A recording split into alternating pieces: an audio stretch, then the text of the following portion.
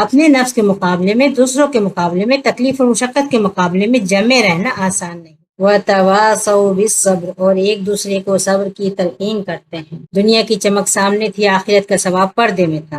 یہ جلد باز انسان دنیا کی طرف لپکنے لگا۔ حق کا قیام اور اس کے راستے میں آنے والی مشکلات برداشت کرنا، اپنے نفس کے مقابلے میں، دوسروں کے مقابلے میں، تکلیف اور مشقت کے مقابلے میں جمے رہنا آسان نہیں۔ یعنی راستہ خاردار، منزل بہت دور۔ کوئی ساتھی تو ہو کہ جب تھک کر بیٹھ جاؤں یا واپس پلٹنے کا ارادہ کروں وہ تھام لے، انعام یاد دلائے اور صبر پر اکسائے، میری ہمت بڑھائے۔ اگر ایسا نہ ہوا تو وہی ہوگا جو ہو رہا ہے، بہت ہولناک منظر، آخرت سے پہلے اس دنیا کا خسارہ۔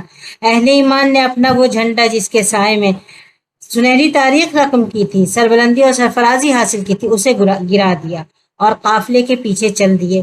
قافلہ کون سا؟ بربادی کی طرف بڑھتا قافلہ جس کا جھنڈا شیطان کے ہاتھ میں ہے۔ ایمان کا جھنڈا کون اٹھائیں گے؟ جو وتواصوا بالصبر پر عمل کریں گے۔